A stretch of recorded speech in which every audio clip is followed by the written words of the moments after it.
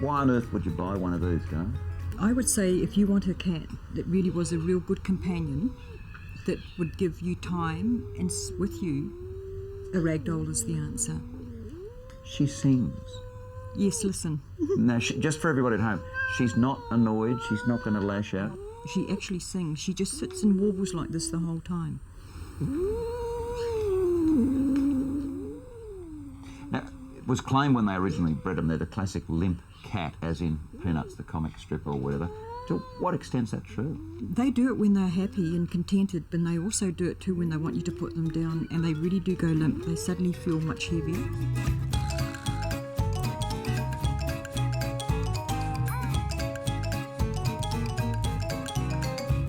Would it be true to say that their basic slot in the cat world is that they're Siamese coloured but with semi-long hair? In other words, perhaps they're a little bit more practical than Himalayans. Yes, they are. That would be a nice way of putting it all together, yes. But the added bonus is that a lot of them have pretty little white markings as well. Yes, and they can be very endearing. They're like, you can refer to them as beauty spots. Well, this little fella has what you'd call a keyhole nose mark. You can also have them where they have half a white ear. Now, in theory, there's two types of markings in a way. You've got your mittens and the socks at the back, and then you've got the ones that have lots and lots of white on them, which is what your bicolour. Yes, that's right. So the average one you're going to buy as a pet, technically, is probably going to be a little bit mismarked. Yes, that's right. It'll have beauty spots on it. Oh.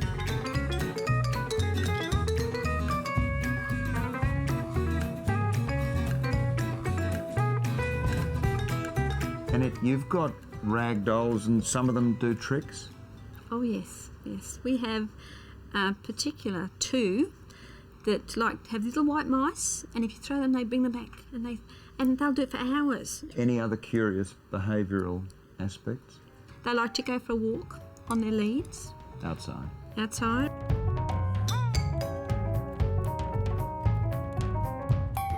Fortunately, the ragdoll doesn't suffer too much from heritable diseases. In fact, the only one I've found here in Australia has been polycystic kidney disease, which can be screened for. In fact, the parents can be checked prior to breeding.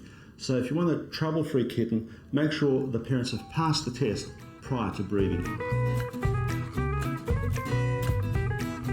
I suppose the big thing that most people would worry about when you get a long-haired anything, particularly if it's white, is how much of it finishes up around the house and on your clothes.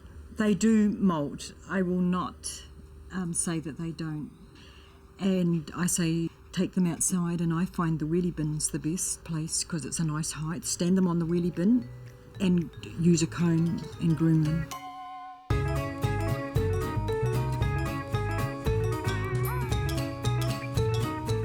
In terms of personality, where would you place them in the cat world? Like, you've got the Siamese that are very people-oriented and a bit noisy and fairly active.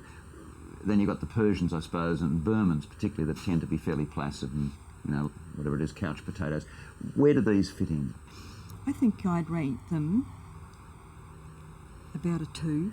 So not quite as people-oriented, but rather more placid, perhaps. Yes. The ragdoll will be your best friend for the rest of its life, and it'll be for you.